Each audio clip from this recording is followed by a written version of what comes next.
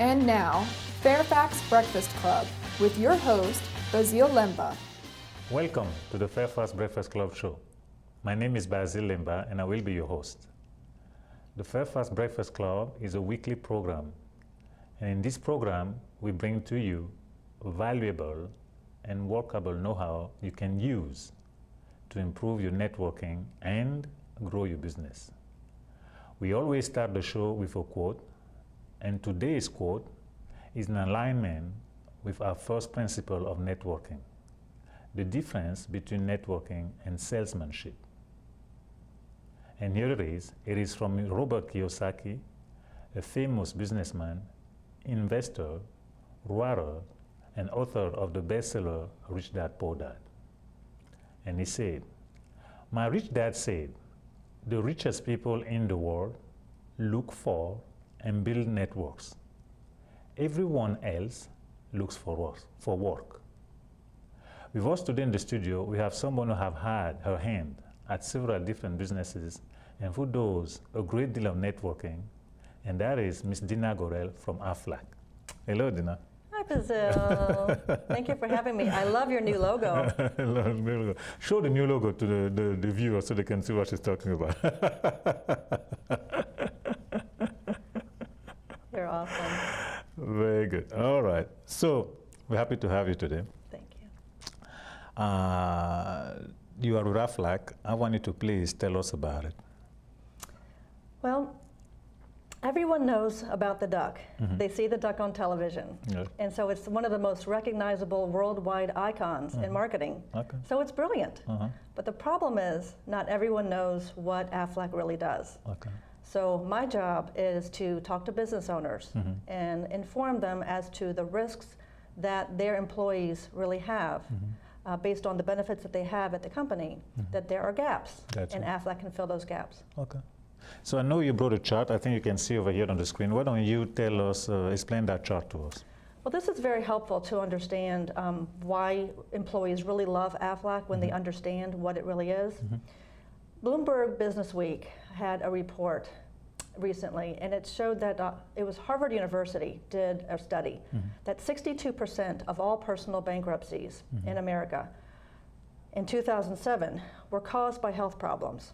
So 62% of people somebody had a stroke, somebody had a heart attack, or maybe diagnosed with cancer, or in a bad car accident. Something major happened to disrupt their life. So the problem was that 78% of these filers had health insurance. So you would assume that if they had to file bankruptcy, it was because they must not have had medical insurance. Everyone assumes that. They couldn't pay the doctors and hospitals, so they had to make payment plans and got over their heads and lost everything. That's not the case, and that's what was so scary. 78% of these filers had good health insurance, just like these business owners that we talk to who think that their employees are okay. Gotcha. So we wonder, how does this happen? Take the typical American household. The husband makes $60,000 a year. The wife makes $60,000 a year. Joint household income of $120,000. Got it. In Northern Virginia, that's not really, really high. That's barely scraping by, unfortunately, in Northern Virginia. But let's just take the husband's benefit package, for instance. He has a robust benefits package. The employer has offered major medical, short-term disability, long-term disability, dental, vision, 401k, life insurance, 2 weeks vacation, 2 weeks sick pay. So that is a very, very generous package. Yeah, absolutely. So an employee would be very grateful to work in a place like this. Absolutely. Okay? But in the event that the husband has a serious diagnosis, say cancer, for instance, and we're not being extreme in this because the statistics show that 1 out of every 2 men, 1 out of every 3 females, sometime in their life, will be diagnosed with some sort of cancer. Got it. Okay? So this is reality. So say this happens to this husband. Take a look at the benefits package. What in his package will pay for his expenses? Now, he probably loves his job and looks forward to going to work every day. But at the end of the day, he needs his paycheck. Got it. Because he needs to pay his bills. He's got his home, his car, his daycare, his food, utilities. co-pays, deductibles, all those things come out of your pocket. So he needs every cent that he makes. People are not putting away much money in savings nowadays. They're living at their income or even above their income with credit card debt, unfortunately. So he doesn't have much to spare. So if he has a medical diagnosis like cancer, what in the benefits package will pay him any income to keep going? Major medical doesn't help because that only pays for the doctors and hospitals. So they're taken care of, that's not the problem. Short-term disability, that's great. He might get about 50% of his income. Long-term disability, same thing. Dental's not gonna help, vision's not gonna help, 401k. If he pulled any money out of his 401k, he would get killed in taxes, killed in penalties, and kiss his retirement goodbye. So that's not a good option. Got it. Life insurance doesn't help because he's still alive. The vacation and sick leave will help him pay maybe 2 weeks each, with some income coming in. But at 50% of his income of $60,000, that's $30,000 that's been reduced. That's a huge gap right away. Now let's take a look at the wife. While the husband's out battling cancer, he might have to travel. He might have to go to Cedars-Sinai or Mayo Clinic or some of the best places in the country and not be right here in Northern Virginia or Washington metro area. They'll have to travel. Do you think the wife's going to let him go and have a good trip, be by yourself? No, she's going to want to be with him by his side to encourage him and comfort him and cheer him on while he goes through these surgeries and treatments. So what on her benefits, if she had the exact same benefit package, what is she going to get? She's going to get 2 weeks paid vacation. That's it. Nothing in that same disability or same benefits package is going to help her to pay her bills. So you have this joint income of $120,000 a year, $120,000 a year that has been reduced to $30,000. And this is America. So this is happening. And that's why Harvard brought it to everyone's attention that these bankruptcies are because of people that had insurance and there was still a huge gap. Very good. Totally understood.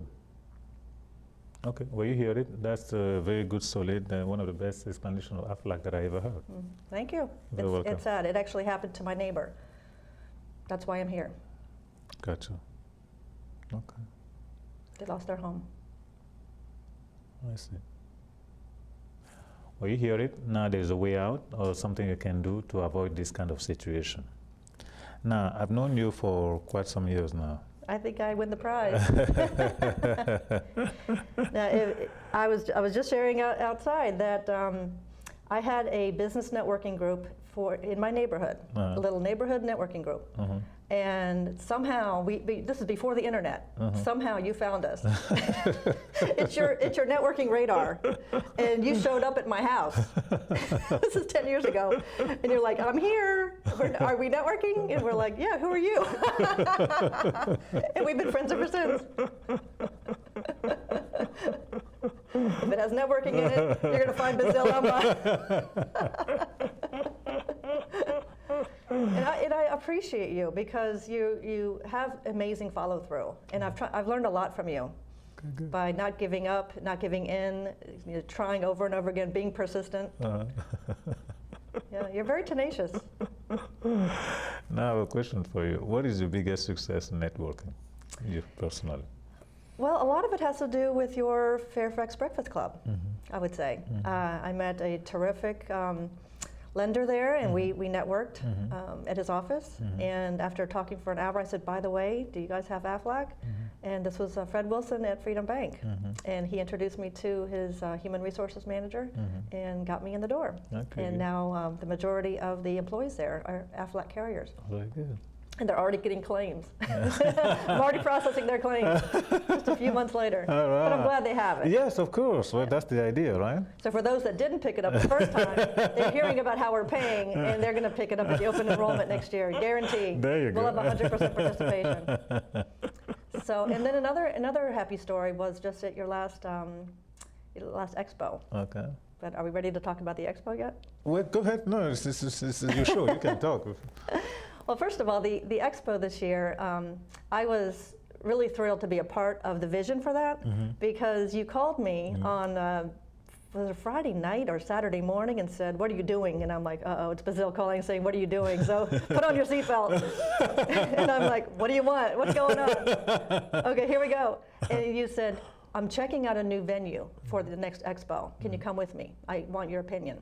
And I really appreciate that about you, is that you're not a one-man band. You know, you really want to pull in the different people's opinions and make it good for all of us and have us all have ownership in it. So I rearranged my plans and couldn't say no to you, as so many people can. And we actually went out there to End Zone together, and it was their grand opening. Yes, that's right. So I really got the vibe there. I liked the wide open space, the energy. The parking lot was nice and big, and they had the stage and the sound system, and it was so much better than where we had been before. That's right. So we really had a good brainstorming session about how it would look. And then to actually go in May, like, wow, this is it. This is what we dreamed. So I really want to thank you for letting me be a part of that, because it was a real thrill. My pleasure. Yeah. And tell me, what is you consider your biggest challenge in networking? The biggest challenge is that I'm a social butterfly. And you put me in a room full of 100 people and I'll have a ball. I love talking to people and making friends. But that's the thing, are you making friends? Or are you making serious business contacts that will help you?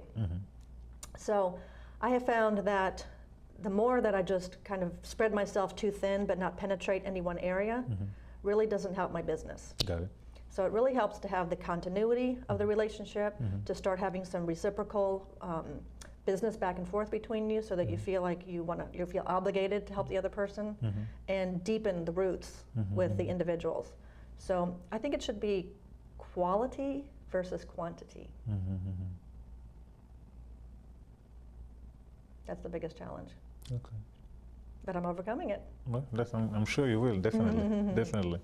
And if you had to give an advice to somebody when it comes to networking, what would you tell them? Kind of along the same lines. I would say definitely go to your breakfast club, because you meet so many different people in a very quick way. And because of the way you have it set up, you have the speed networking.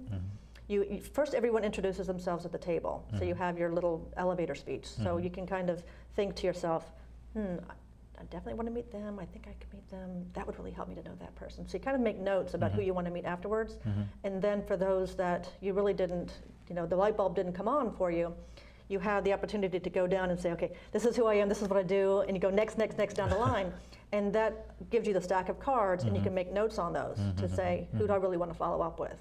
And the key is the follow-up. So I would tell anyone that's starting out networking that the money is in the follow-through. You can't just go and have a good time and end up with a pocket full of cards.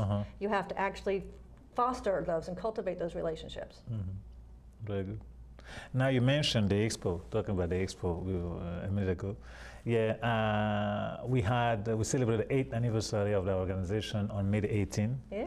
Over 100 exhibitors and a total of close to over 350 participants. Wow. Came to that day, so it was very good. And instead of me talking to you about it, we put together a short video that we would like to show you so as to give an idea of what happened that day. So here it is. Thank you to everyone who made the 8th annual NOVA Ultimate Business Expo such a huge success.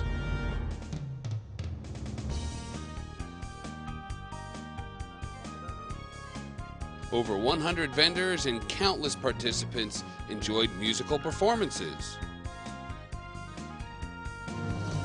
one-to-one networking, business-to-business connections,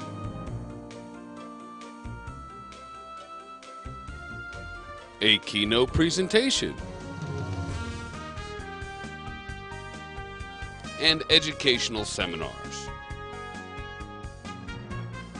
All at the 8th Annual NOVA Ulta Biz Expo.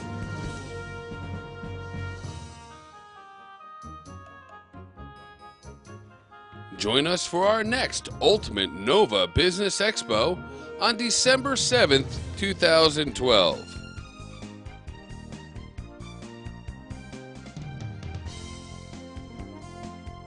Visit us on the web or our monthly breakfast meetings called the FAIRFAX Breakfast Club. And thanks again for making the 8th annual Nova Ultimate Biz Expo such a huge success.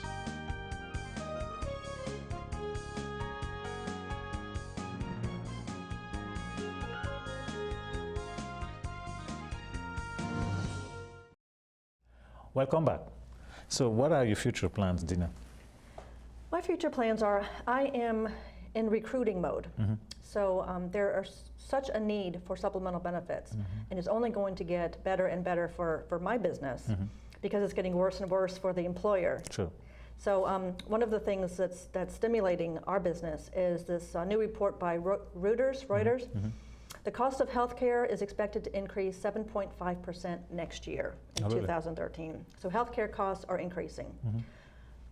Premiums for the large employer-sponsored health plans could increase by only 5.5%, so it's going to help the bigger companies a little bit because they're instituting wellness programs, and there's a growing trend towards plans that impose higher insurance costs on workers. So the days of 100% coverage and spoiling the employees and laying it all out for them, the employees really appreciate their benefits, but they take them for granted because they're not paying for them themselves. But as these costs are increasing, then employers are going to have to put that on the employees as much as they don't want to. It's just a necessity to stay profitable. Gotcha. So that's the reality of life coming up. So that is actually a great entree for us because they will need supplemental benefits to bring in cash to help them defray the cost of all the out-of-pocket expenses they're going to be seeing. So it's no accident that 1 out of every 4 homes in Japan is already covered by AFLAC because they have a similar type structure. So America is heading in that direction. So I think I'm at the right place at the right time to help people so they don't have this medical bankruptcy. Got it. Totally So I'm in understood. major recruiting mode. We need more people. Well, to get the good word talent. out, no doubt about it. Absolutely. Now I want you to give us, I know you touch up on the Breakfast Club and the expo, but I want you to give us your own experience of it. Well, I wanted to tell you about a gentleman that I met at the expo. I was by myself at my booth. So you have a choice whether to stay there at your booth and stay glued to where you are, or go ahead and walk around. And knowing me, I just said, well, my booth is here. If somebody wants something, they can come pick it up. So I just trusted it that I would walk around and introduce myself to the other vendors because there were so many quality vendors there. Absolutely. So there was a Bank of America booth, and they have, Bank of America is a pretty large company. And so they had their really nice, expensive looking booth. And there was a nice man standing there, and I introduced myself. And I said, what do you do for Bank of America? And he said, I am a small business banker. His name is Bill Bodner, and he said, I specialize in helping small businesses. And I said, well, so do I. We need to talk. We need to get together. So he was so nice, and he right away we exchanged cards and got together the very next Wednesday. When was your expo? Friday, May the 18th. Friday, May 18th, the very next Wednesday, he and I canvassed Chantilly together. Oh, really? We went to visit, yeah. So because of Bank of America is such a large national company, people think, well, they're not going to have the community type service, the one-to-one. So he helps dispel that by walking around and introducing himself to people and checking on his current accounts. And he just pops in on them and says, hey, is everything okay? How's this going? How's that going? He knows the nitty-gritty parts of their business. He knows whether or not they have AFLAC most of the time. Key point, right? And one business was a large automotive repair shop. They handle really large trucks and buses. So it's this huge, huge place. And he said, you guys have AFLAC, right? And he goes, well, we dropped it. And he goes, why is that? And he said, I was paying too much for it. We were paying $500 a month for it. And I said, excuse me, you were paying it yourself for your employees? And he goes, yeah.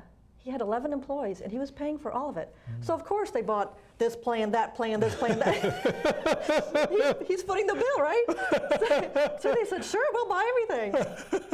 And he couldn't afford to keep paying it. Oh, I see. As the recession, got winding up. So I said, well, if you reapproached it with them, they would probably be willing to pick it up themselves. And he goes, oh, I didn't think about that. It would only be $20 for an accident plan per person. That way, if they had a serious accident, they could have money coming in to pay their home bills and their expenses. So we're revisiting that. So that was a good connection that Bill made for me. Well, no question that's going to go down because they already had it, use it. Yeah. And it's just a matter of bringing Rearranging the payment structure. Yes, that's what it is. Yeah. Okay, that's good. So now Bill and I are prospecting every Wednesday together. Oh, really? Yeah. Thanks to you. Thanks to meeting you at the expo. You never know. That's right. You just never know. I believe the name of the game is to bring the business owners together and create a space for them to communicate. Right. Exactly. And once you do that, they take it from there, and then things just start happening. Right. Yeah. And what I really appreciate about you is that it's not about you. Mm-hmm. You're really more involved in helping other people and getting them involved. And then I'm hoping that by reciprocity, it's coming back to you. Because look what you're doing now. Yeah, well, I guess it's a matter of, you gotta, I think it's just like a networking, the Breakfast Club, the Expo. It was not part of my agenda, really, to do those things. But then when I look and saw what's happening, just like I just felt I should do something about it. Yeah. Obviously, I'm happy I'm doing something about it because it's, what is the definition of success? The success is to, as my mentor said, the definition of success is seeing a condition and doing something about it to improve it. Mm-hmm. To me, that's what it is. Not that I'm obsessed with success per se, but I like the fact that I saw a condition between business and I'm trying to do something about it. And you celebrate other people's success. Well, I like that. Yeah, so that's why you have so many fans. Well, I like that. I think that, it's interesting that you say that because I believe that talking about a friendship, if somebody's in trouble and people come and help him, that's easy. He's in trouble, his leg's broken or he's in pain, that's easy. I truly believe you know your friend when you have succeeded. Mm. And he comes out and starts dancing genuinely, sincerely. That is a friend. Mm. In my book. Mm. You celebrate together? Yes. It's completely got hurt. Everybody, 99%, oh, poor him, everybody's throwing at him. Not that it is bad, not that you'll be indifferent to their pain or what have you, but there's another way to say it. If you succeed that day, dancing with you, happy that you succeed, I think you have yourself a friend. A friend. Yeah, excellent. Well, when I have a success, I think of you. Yeah, I do. I say, who's going to care? Who cares? Who cares at all whether I had a good day? And I'll call you and say, hey, listen to this. And you say, I have to call you back, I'm busy. But I do call you back, though. Okay, good. So, don't want the audience to get the idea, oh, he never comes back, or whatever. You're just busy. It's all right. I'm busy, too. I do it to you, too. It's all good. 50-50 reciprocity. There you go. Nobody can complain, right? That's right. Well, we have a good time. Definitely. I do want to mention to the audience, I don't know if I did say that, I probably did, but our next expo, we have monthly events. Feel free to come up and join us. You can see the website there on the screen. But in May and December also we host the expo, and our next expo will be at Northern Virginia Community College. I think you know that. I'll be there. Definitely, it's going to be a bigger one, and then we have a lot of space for people to park, and that will be very exciting. The booths are already on sale, so you can get yourself a booth there. That would be a great event because we see as your success story, we have a lot of those. I tell people, if I had to keep track of all the success stories, it'll take a full-time person to do that. Are you hiring? I'm working on it.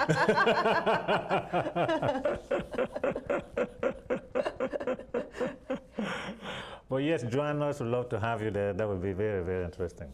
Now we have a 1 minute and a half left.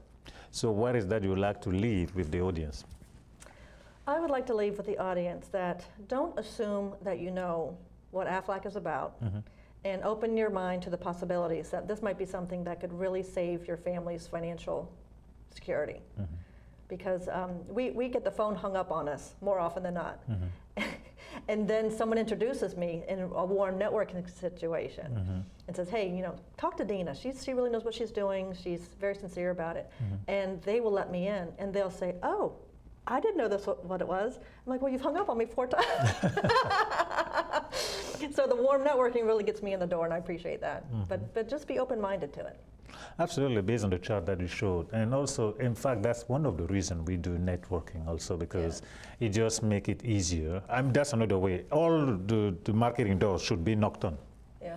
And then we just think networking just give you that chance, that little bit of edge there. Now they have the ears open, whereas before, it's not even a matter of what you was offering or not. They just, when click, whatever, it's a story of somebody say,